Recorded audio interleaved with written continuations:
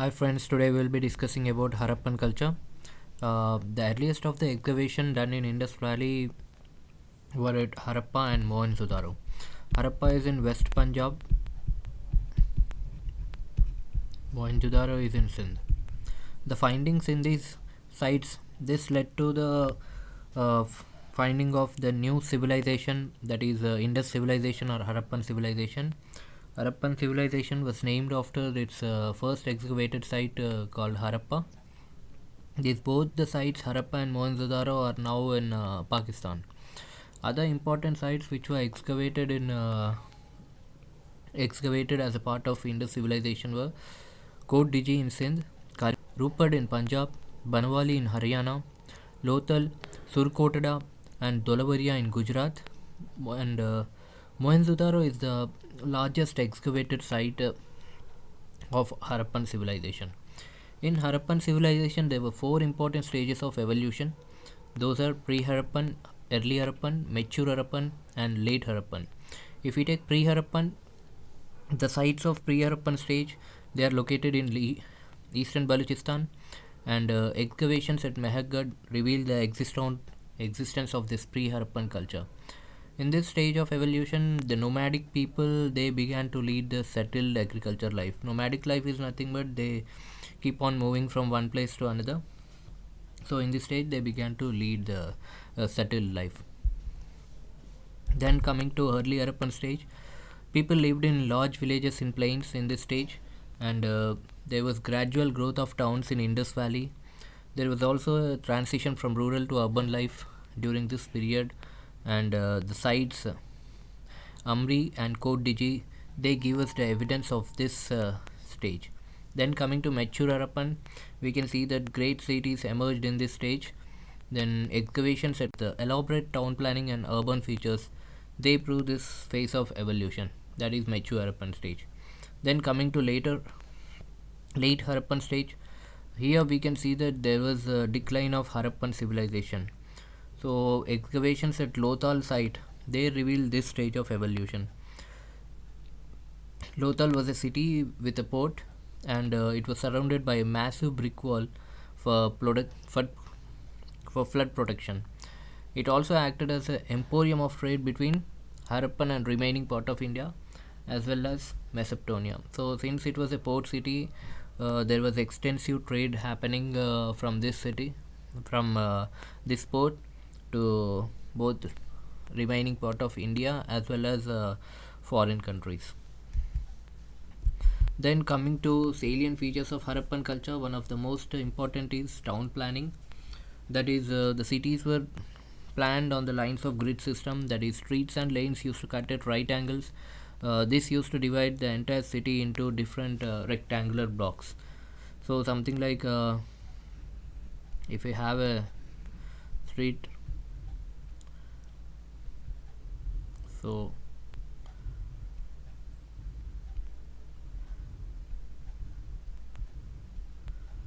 streets and lanes they used to cut at right angles. So entire city used to be divided into rectangular blocks. So then Harappa, Mohenjo-daro, Kalibangan, these cities they used to have their own citadel. Citadel is nothing but fort. So it was built on a high podium of mud brick, and below this there was a lower town of brick houses to stay. Then large scale use of bricks and absence of stone buildings was the important features of Harappan culture. Underground drainage system connecting all the houses to street drains, and these street drains were covered by stone slabs or bricks is one of the most remarkable features of Harappan culture. So it is said that in Indus civilization or Harappan civilization the sanitation facilities were most advanced, and no other civilization of that era has a similar kind of sanitation facilities. Then there was this important public place called Great Bath. It was supposed to be a ritual bathing site. It was an important public place in Mohenjo-daro. In this public place where people used to bathe, there was also side rooms present for changing clothes, and the floor of this great bath was made of burnt bricks, and water that was drawn from well into this great bath. It was present in the adjacent room, and the outlet for the wastewater was also connected to drain. Then the largest building in Mohenjo-daro was a granary. Granary is where you store your grains, and in Citadel, that is Fort of Harappa, we can see six such kind of granaries. So the first one is great bath, if you can see this. Then these are drains. Then coming to economic life, there was a progress in all the spheres of life, that is agriculture, industry, crafts and trade. Wheat and barley were the main crops. Besides these crops, sesame, mustard and cotton were also grown. Surplus grains were stored in granaries. Sheep, goats and buffaloes were domesticated, and there emerged special groups of artisans like goldsmiths, weavers, boat builders, terracotta manufacturers and others. So we can see that bronze and copper vessels were the outstanding examples of Harappan metalcraft. So the people of Harappan civilization, they used to make very good bronze and copper vessels. Gold and silver ornaments were also found in this age. Pottery was also made. The mostly it was plain, and in some places red and black pottery was also found. The beads were made with semi-precious stones. Beads is like something like ornament. These are beads. So it used to be like this. So internal trade was very extensive, and foreign trade was mainly with Mesopotamia, Afghanistan and Iran. The main thing that were imported by Harappan civilization people was gold, copper, tin and semi-precious stone. And agriculture products, finished products like cotton goods, ivory, pottery, beads and terracotta figures, these were exported. In this age it was a barter type of trade, and that is goods were exchanged for goods. Then there existed evidences that prove that the trade links were there between India and Sumerian people, and we can see seals of Indus were found in Mesopotamia, and these seals, they reveal about the use of bullock carts and oxen for land transport, boats and ships for river and sea transport. Into social life, the clothes and beads both were wore by men and women. Clothes, they used to be two-piece garments, that is one upper garment and one lower garment. Then jewelries were mainly worn by women. There was wide use of cosmetics, and household articles were made of ivory, pottery, stone, shells, and metal. These were found in Mohenjo-daro. Needles, spindles, combs, fish hooks, knives. These were made of copper, and children toys were consisted of clay carts, marbles, balls, and dice were used for games, and fishing was the regular occupation for Harappan people. Bullfighting and hunting was their pastimes, and we can see numerous specimens of weapons in Harappan civilizations like axes, spearheads, daggers,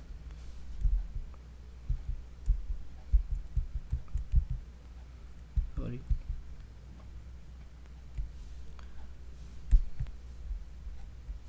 so numerous specimens of weapons were found like spearheads, axes, daggers, etc.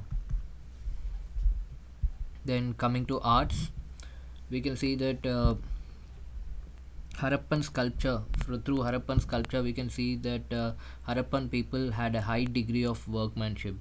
So figures of men, women, animals and birds were made of terracotta, and carvings and seals. Uh, all this shows the proficiency of sculptors, which was made of bronze from Mohenjo-daro. It was a famous figure, and two stone statues from Harappa, which are showing the back view of man and a dancer. These also show the proficiency of Harappan people. Then pottery from Harappa, it's a specimen of fine arts of Indus people. It means the pottery reveal the high degree of fine arts of Indus people. Then pots and jars, they were painted with various designs and colors, and the painted pottery was of better quality compared to plain pottery. And we could see that on these pots and jars, pictorial motifs which consisted geometrical patterns like horizontal lines, leaves, circles, plants, and trees were drawn. And on some pottery pieces, fish and peacock figures were also found. So this is dancing girl. So recently, one historian said, "Why can't we interpret this dancing girl as a goddess Parvati?" So there was some controversy regarding this. Then these are the two stone sculptures. One is beard man's male torso. These were the children toys like clay cart. This is Indus seal. This is Pashupati. In next slide, we will look about this. So if we come to script, the script of Harappan civilization, it is not still fully deciphered, and it was mostly written from right to left. And they also used Boustrophedon method, that is writing in reverse direction in alternate lines.